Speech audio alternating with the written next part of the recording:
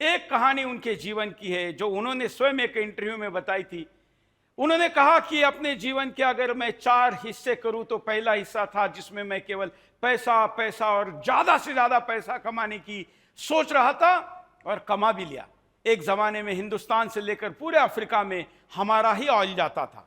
सबसे बड़ी कंपनी होने के नाते सब कुछ कमा लिया। पैसे कमाने से वो खुशी नहीं मिली तो फिर पैसों से उन सब चीजों को लेने का प्रयास किया जो किसी के पास होनी चाहिए। सब कुछ लिया, ऐसा कुछ भी नहीं रहा जो मेरे पास नहीं है। तब ध्यान में आ गया कि उसमें भी वो खुशी नहीं है। ये चल ही रहा था, एक तरफ दूसरी तरफ परिश्रम चल रहे थे, तीसरी तरफ कंपनी आगे बढ़ रही थी, नए नए आयाम जुड़ रहे थे। ऐसे में एक दोस्त ने रतन टाटा को कहा, आग्रह किया कि एक अपाहिज बच्चों के, दिव्यांग बच्चों के स्कूल को 200 चेयर देनी चाहिए।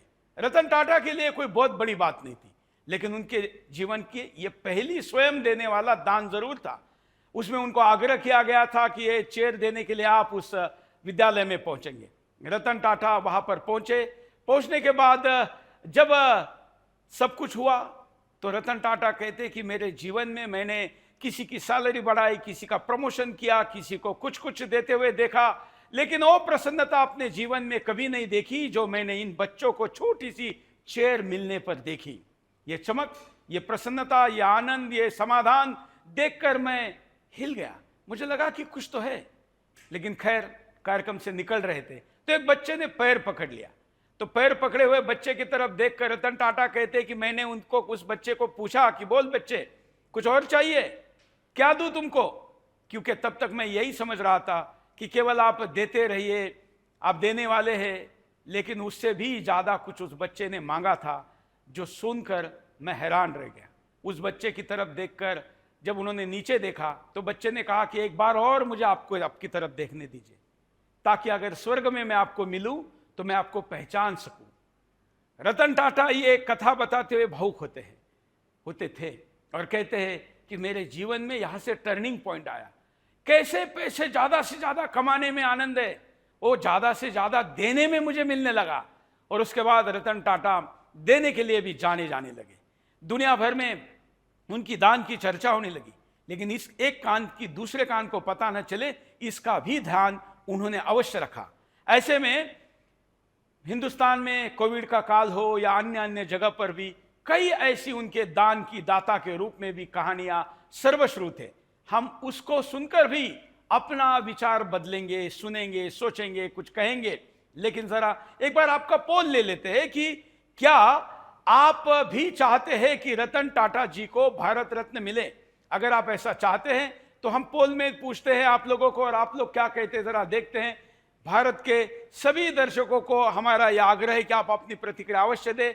महाराष्ट्र सरकार ने तो मांग की है, लेकिन देश भी मांग करे, और मुझे लगता है यह सर्वसम्मति वाला पोल होना चाहिए। लेकिन फिर भी 4% अभी कमी है। देखते हैं कार्यक्रम के अंत तक हिंदुस्तानी क्या सोचते हैं एक ऐसे व्यक्ति के लिए, एक ऐसे व्यक्ति के लिए जो व्यक्ति अपना सर्वस्व हिंदुस्तान को देकर गया। उनका आगे पीछे कोई डायरेक्ट रिश्तेदार नहीं है, उन्होंने शादी नहीं की, उन्होंने किसी प्रकार का कोई व्यक्तिगत मोह नहीं रखा। अपना पूरा जीवन, कहने के लिए तो उद्योगपति थे, सन्यासी तो निश्चित नहीं कहा जा सकता, लेकिन किसी मठ का सन्यासी जैसे अपने पीछे की परंपरा को आने वाले किसी दूसरे को, जो खून का भी संबंधी नहीं है, उनको देता है। उस तरीके से अगर कोई उद्योगपति किसी संस्थान को अगले पीढ़ी को देकर जाए जो उसका खून का रिश्तेदार नहीं है, तो फिर क्या कहेंगे? इस देश में पुरुषार्थ की व्याख्या ऐसी भी रही है, केवल त्याग तपश्चर्या का ही सम्मान यहां नहीं होता है। और इसलिए जब हम धर्म का कोई संकल्प लेते हैं तो उसके अंदर ही सारी चीजों को बोला जाता है। और रतन टाटा भारत में यह सब कुछ अपने जीवन में पालन करते रहे। ये उनके जीवन की एक कहानी है।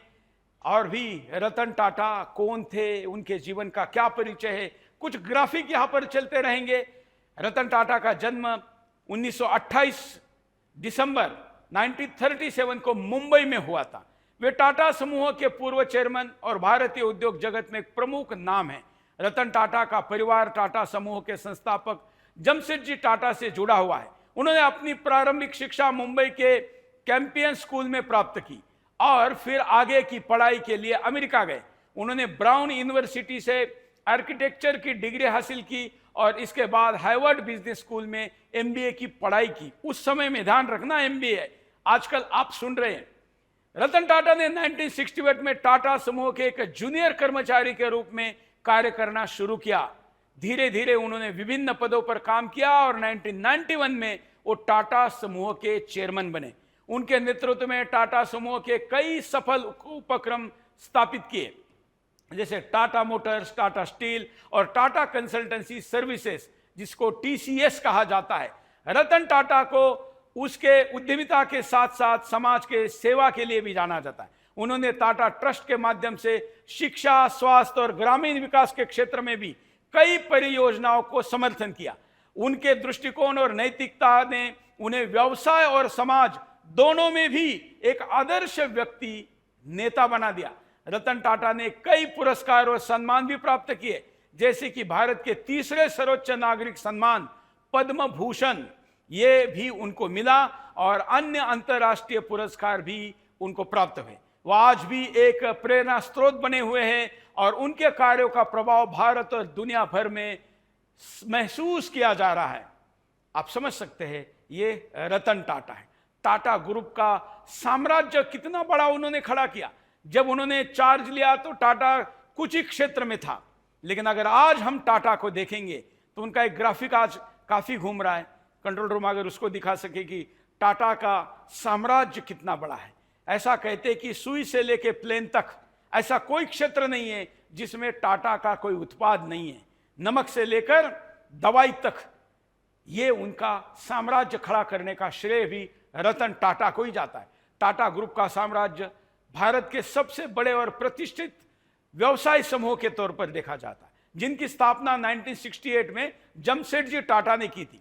यह समूह विविध क्षेत्र में कार्यरत है, जैसे कि उद्योग और निर्माण, जिसमें टाटा स्टील, यह दुनिया की सबसे बड़ी टाटा स्टील कंपनी है, टाटा मोटर्स है, टाटा कंसल्टेंसी है, टाटा पावर है, टाटा टेली सर्विसेज है, टाटा कंप्यूटर प्रोडक्ट्स है, टाटा का ताज होटल है और ये मेमोरियल अस्पताल भी है। मतलब अस्पताल से लेकर 7 स्टार होटल तक इनका साम्राज्य फैला हुआ है। रतन टाटा जी का योगदान हिंदुस्तान में बहुत ही अनोखा है। हिंदुस्तान में वैसे तो उद्योगपतियों की भी बहुत लंबी श्रृंखला रही है, हम आजकल कम जानते हैं, नाम भी नहीं बताए जाते, क्योंकि हमारे सामने ऐसा बनने की प्रेरणा लोगों को ना मिले, रोजगारी दहाड़ी करते रहे बस, और इसलिए उनको वही बताया जाता है। लेकिन रतन टाटा उनमें से ही एक है जो कभी हिंदुस्तान के रत्नों की तरह चमकते दुनिया भर में अपने व्यवसाय का राज करते थे। रतन टाटा जी का योगदान अगर हम याद करें तो औद्योगिक विकास, जिसमें रतन टाटा ने टाटा ग्रुप को वैश्विक स्तर पर विस्तारित किया, जिससे समूह की विभिन्न कंपनियां जैसे टाटा मोटर्स, टाटा स्टील और टाटा टीसीएस ने महत्वपूर्ण प्रगति की। नवाचार, जिसमें हम नई टेक्नोलॉजी कहते हैं, नैनो कार जैसे अभिनव उत्पाद भी उन्होंने किए। तब का एक किस्सा मुझे याद है। रतन टाटा को पूछा गया कि आप 1 लाख रुपए की कार क्यों ला रहे हैं, तो उन्होंने कहा कि एक दिन बारिश में हम कहीं निकल रहे थे, तो एक परिवार को मोटरसाइकिल पर जाते हुए भीगते हुए मैंने देखा। तब मेरे मन में आया कि 1 लाख रुपए की कार बनाऊं, और उन्होंने इसके लिए नैनो कार के पीछे पड़ गए। इतनी सस्ती कार बन ही नहीं सकती थी, अर्थात मुनाफा कम करना था, नई टेक्नोलॉजी को भी लाना था, अपनी प्रतिष्ठा भी दांव पर लगानी थी। लेकिन बंगाल में उनको राजनीतिक शिकार होना पड़ा। मैं आगे उसका उल्लेख करूंगा, जब वो भी नहीं छूटे हैं, वो भी शिकार हुए हैं, ये जब बताऊंगा। लेकिन उस नैनो का उल्लेख करते हुए मैं ये बताना चाहूंगा कि कितना दृष्टिकोण दूर का रखकर उन्होंने इस नैनो का आग्रह किया, उसमें खुद प्रवास किया, वो सेफ है बताने के लिए। उसमें चलना मतलब कोई अपमानजनक बात है ऐसा नहीं है, ये जताने के लिए खुद नैनो में भी उन्होंने प्रवास की। ऑटोमोबाइल उद्योग में नई दिशा दी। सामाजिक उत्तरदायित्व निभाने में उन्होंने टाटा ट्रस्ट के माध्यम से शिक्षा, स्वास्थ्य और ग्रामीण विकास के लिए कई परियोजनाओं का समर्थन किया, जिसका उल्लेख मैंने थोड़ी देर पहले आपको किया ही। नैतिक तौर पर भी उनका नेतृत्व विशेष रहा। उनके नैतिक मूल्य और व्यापार पारदर्शिता में उन्हें एक आदर्श नेता बनाया, जो समाज में एक सकारात्मक प्रभाव डालने के लिए प्रतिबद्ध थे। आप टाटा मतलब ट्रस्ट, ये उनका एक परिचय हो गया था। भारत में कुछ उद्योग समूह के बारे में कहते हैं कि वो लूटते हैं, उनका कोई भरोसा नहीं है, उनकी कमिटमेंट नहीं दी जा सकती। लेकिन टाटा के बारे में ऐसा नहीं कहा जा सकता। लोग कहते हैं टाटा कोई ऑफर देने के पहले 100 बार सोचते हैं और फिर जो देते हैं वो नुकसान भले हो पीछे नहीं हटते। मैं किसी कंपनी का प्रमोशन नहीं, भारत के कंपनी का भारतीय दर्शन क्या महत्वपूर्ण है ये बताने वाली बात आपके सामने तब बता रहा हूं जब ग्राहक को लूटने का हथियार मानने वाला समाज भारत में भी खड़ा हो रहा है। चीन की तरह, पाकिस्तान की तरह हमारे यहां पर ग्राहक को लूटा जा रहा है। लेकिन टाटा कहते थे कि भारत के हिंदू दर्शन में कहा जाता है कि ग्राहक भगवान का रूप है और भगवान के साथ ना बेईमानी कर सकते हैं, ना विश्वासघात कर सकते हैं, ना झूठ बोल सकते हैं, ना बोलना चाहिए, क्योंकि उन्हीं के कारण हमारा अस्तित्व है। अगर एक पारसी रतन टाटा हमारे हिंदू दर्शन पर अपना खुद का कंपनी का पॉलिसी और जीवन का सिद्धांत बना सकते हैं, तो फिर हिंदू व्यापारियों ने उस पर कितना प्रतिबद्ध रहना चाहिए, यह भी हमको समझना जरूरी है।